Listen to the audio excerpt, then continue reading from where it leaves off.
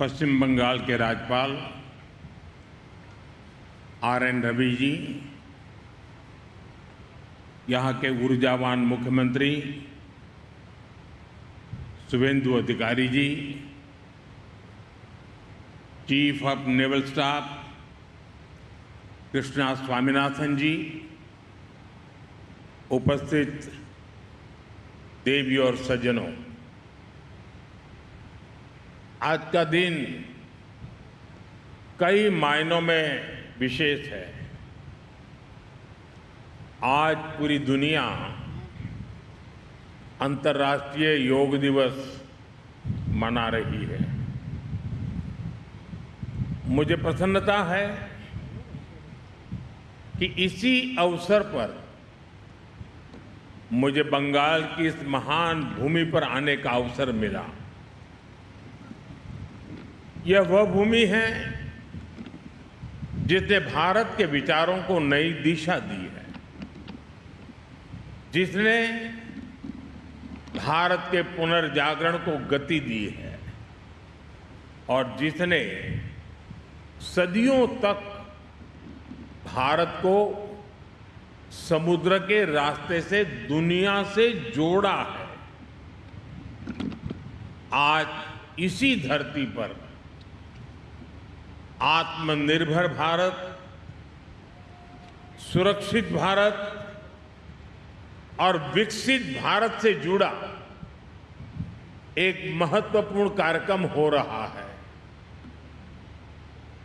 कुछ देर पहले INS Agray, INS Dunagiri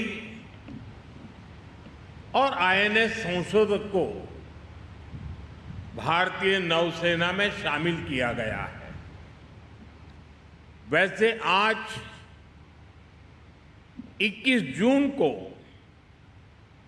world hydrography day के रूप में भी मनाया जाता है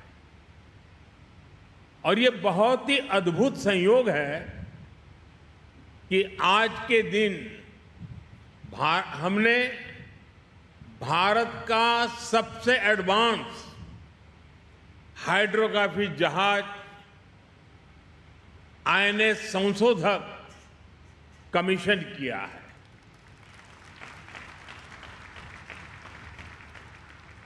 मैं भारतीय नौसेना को इन परियोजनाओं से जुड़े सभी वैज्ञानिकों को, इंजीनियरों को, श्रमिकों को और मेरे प्यारे देशवासियों को बहुत बहुत शुभकामनाएं देता हूं, बहुत बहुत बधाई देता हूं।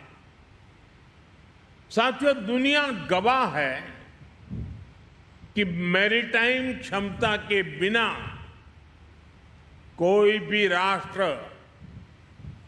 बड़ी शक्ति नहीं बन सकता। समुद्र से विकास जुड़ा है, सुरक्षा जुड़ी है, समृद्धि जुड़ी है। आज दुनिया का अधिकांश व्यापार समुद्री मार्गों से ही होता है। दुनिया को जोड़ने वाले डेटा के विशाल नेटवर्क समुद्र के नीचे से गुजरते हैं। आने वाले समय में critical minerals, deep sea resources और नई ऊर्जा के स्रोत भी समुद्र से ही जुड़ेंगे। इसलिए जिस देश का समुद्री सामर्थ्य मजबूत होगा, उसका आर्थिक और रणनीतिक प्रभाव भी उतना ही मजबूत होगा। और भारत इस वास्तविकता को अच्छी तरह से समझता है। भारत इसके लिए स्वयं को तैयार कर रहा है और आज का ये दिन इस बात का साक्षी है कि हमारी क्षमता क्या है, हमारा कौशल क्या है। साथियों, कुछ वर्ष पहले जब हमने आईएनएस विक्रांत को राष्ट्र को समर्पित किया गया था, तब भारत ने अपने समुद्री सामर्थ्य के नए अध्याय का उद्घोष किया था।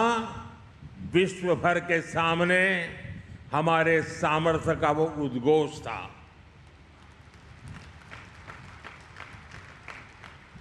आईएनएस विक्रांत से लेकर आज तक की यात्रा केवल नए युद्धपोतों की यात्रा नहीं है, यह भारत की बढ़ती आत्मनिर्भरता की यात्रा भी है।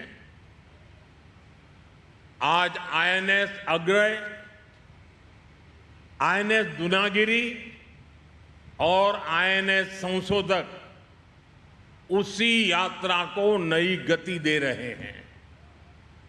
ये तीनों पोत भारत के 3 महत्वपूर्ण संकल्पों के भी प्रतीक हैं। इनका निर्माण भारत में हुआ है, इनकी डिजाइन भारत में तैयार हुई है, इनके निर्माण में भारतीय उद्योगों की प्रतिभा लगी है, भारतीय इंजीनियरों का कौशल लगा है, भारतीय श्रमिकों का परिश्रम लगा है, और यही नए भारत की सबसे बड़ी ताकत है। साथियों, आज भारत रक्षा क्षेत्र में केवल खरीदार बनकर नहीं रहना चाहता। हमारी सैन्य शक्ति दुनिया के लिए बाजार नहीं बन सकती। मेरी शक्ति की पहचान विश्व के बाजार बनने से नहीं है, मेरी शक्ति की सामर्थ्य की पहचान मेरी आत्मनिर्भरता पर है। भारत निर्माता बनना चाहता है,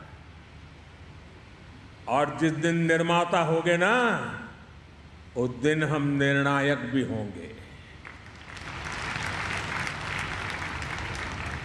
और इस दिशा में तेजी से आगे बढ़ रहा है। बीते वर्षों में 40 से अधिक मेड इन इंडिया युद्धपोत और पनडुब्बियां नौसेना में शामिल हुई है। यानी लगभग हर कुछ सप्ताह में भारतीय नौसेना को एक नई शक्ति मिली है। वर्तमान में भी 45 बड़े नौसैनिक प्लेटफॉर्म निर्माणाधीन है। यह केवल संख्या नहीं है, यह भारत की औद्योगिक क्षमता का प्रमाण है। यह भारत के भविष्य का संकेत है। साथियों, आने वाले वर्षों में भारत का मैरीटाइम सेक्टर लाखों नए रोजगार तैयार करने की क्षमता रखता है। यही कारण है कि हम मैरीटाइम सेक्टर को केवल एक सेक्टर, आइसोलेटेड सेक्टर नहीं मानते। हम इसे विकसित भारत के रोजगार इंजन के रूप में देखते हैं। एक आधुनिक जहाज में सैकड़ों टन स्टील लगता है, इलेक्ट्रॉनिक्स लगते हैं, मशीनरी लगती है, हजारों पुर्जे लगते हैं, और इन सब के पीछे हजारों कंपनियां काम करती है। यानी हजारों युवाओं को रोजगार भी मिलता है। आज जिन 3 जहाजों की कमीशनिंग हुई है, उनके निर्माण में 200 से अधिक एमएसएमईज ने योगदान दिया है। हम कल्पना कर सकते हैं कि कितनी बड़ी संख्या में इन 200 एमएसएमई में, इन लघु उद्योगों में रोजगार पैदा हुआ होगा। साथियों, अब समय आ गया है कि भारत समुद्री शक्ति के अगले चरण में प्रवेश करे।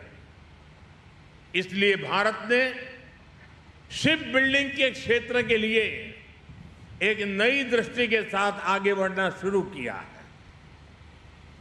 हाल के वर्षों में अनेक पॉलिसी रिफॉर्म्स किए गए हैं।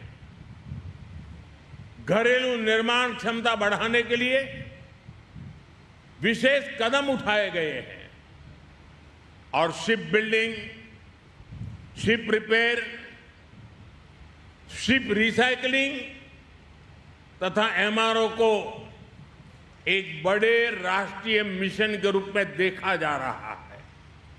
साथियों, शिपिंग सेक्टर के लिए 70,000 करोड़ रुपए का जो प्रोत्साहन पैकेज घोषित किया गया है, वह केवल एक आर्थिक निर्णय नहीं है, वह भारत के समुद्री भविष्य में निवेश है, वह भारत के औद्योगिक विस्तार में निवेश है। साथियों, भारत आज अपने पूरे मैरीटाइम इकोसिस्टम को सशक्त बना रहा है।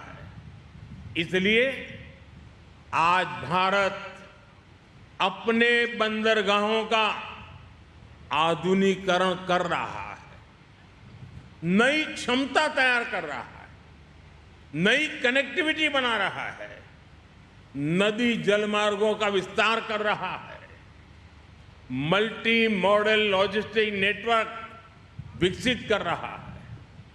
सागरमाला जैसे अभियान इसी व्यापक सोच का हिस्सा है।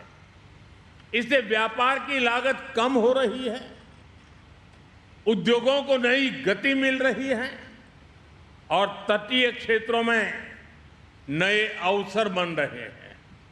साथियों, एक समय था जब भारत की पहचान दुनिया के सबसे बड़े डिफेंस इंपोर्टर्स, आयातकों में होती रही है। इस निर्भरता के कारण हमारे सामने रणनीतिक और सुरक्षा दोनों तरह की चुनौतियां भी हैं। 2014 में सरकार बनने के बाद हमने स्थिति को बदलने का संकल्प लिया। इसके लिए नीतियों के स्तर पर बड़े रिफॉर्म किए गए। रक्षा क्षेत्र में आत्मनिर्भरता को प्राथमिकता दी गई। इन प्रयासों का परिणाम है कि आज रक्षा क्षेत्र में डिजाइन, मैन्युफैक्चरिंग और एक्सपोर्ट की नई संभावनाएं बनी है। 2014 तक देश का कुल डिफेंस प्रोडक्शन 40,000 करोड़ रुपए के आसपास था। आज यह बढ़कर लगभग 1,80,000 करोड़ रुपए तक पहुंच गया है। और साथियों, एक तरफ देश में रक्षा उत्पादन तेजी से बढ़ा है, दूसरी तरफ हमारा डिफेंस एक्सपोर्ट अभूतपूर्व गति से बढ़ रहा है। 2014 तक भारत करीब 700 करोड़ रुपए के रक्षा उत्पादों का निर्यात करता था। 700 करोड़। आज यह आंकड़ा बढ़कर करीब 40,000 करोड़ रुपए पहुंच रहा है। भारत में बने रक्षा उपकरण अब दुनिया के 80 से अधिक देशों तक पहुंच रहे हैं। साथियों, आत्मनिर्भरता की यात्रा में अभी बहुत कुछ करना बाकी है। मेरे हिसाब से तो अभी ये शुरुआत है। लेकिन 12 साल में जो प्रगति हुई है वो ये बताती है कि जब नीति स्पष्ट हो, जब दिशा ठीक हो, जब साथ साथ मिलकर काम करें तो देश में कितना बड़ा परिवर्तन हो सकता है। साथियों, जब समुद्री विरासत की बात होती है तो बंगाल का नाम स्वाभाविक रूप से सामने आता है। यह भारत के समुद्री संपर्कों की भी महत्वपूर्ण भूमि रही है। हुगली की धाराओं ने इतिहास को बदलते हुए देखा है, व्यापार के नए अध्याय देखे हैं, विकास की नई यात्राएं देखी है और संयोग देखिए, ये पोर्ट बंगाल के ही सपूत देश के पहले उद्योग मंत्री डॉक्टर श्यामा प्रसाद मुखर्जी के नाम पर है। साथियों, भारत आज जिस नए समुद्री युग की ओर बढ़ रहा है उसमें पश्चिम बंगाल की भूमिका बहुत महत्वपूर्ण होने वाली है। यहां बंदरगाहों की क्षमता है, यहां उद्योगों की क्षमता है, यहां प्रतिभा है, यहां कौशल है, यहां समुद्री अर्थव्यवस्था को नई ऊंचाइयों तक ले जाने की क्षमता है। मुझे विश्वास है कि आने वाले वर्षों में पश्चिम बंगाल भारत की blue economy, maritime manufacturing, logistics और कोस्टल डेवलपमेंट का एक महत्वपूर्ण केंद्र बनेगा। साथियों, भारत ने हमेशा से समुद्र को सहयोग का माध्यम माना है, लेकिन भारत ये भी जानता है कि शांति की रक्षा के लिए सामर्थ्य भी उतना ही आवश्यक है। समृद्धि की रक्षा के लिए सुरक्षा आवश्यक है और भविष्य के निर्माण के लिए आत्मनिर्भरता अनिवार्य है। आज आईएनएस अग्रय, आईएनएस दुनागिरी और आईएनएस संशोधक इसी भावना के प्रतीक बनकर भारतीय नौसेना में शामिल हुए हैं। ये उस भारत के प्रतीक है जो 21वीं सदी में अपने सामर्थ्य को पहचान रहा है, जो अपनी क्षमताओं पर विश्वास कर रहा है और जो दुनिया के सामने नए आत्मविश्वास के साथ तेज गति से,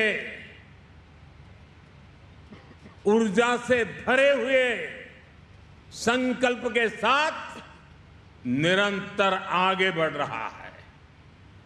साथियों, इस शुभ अवसर पर मैं नेवी के सभी साथियों को, देशवासी के सभी साथियों को अनेक अनेक शुभकामनाएं देता हूं। मैं एक बार फिर भारतीय नौसेना को, सभी वैज्ञानिकों, इंजीनियरों, श्रमिकों और देशवासियों को हृदयपूर्वक बहुत बहुत बधाई देता हूं। धन्यवाद।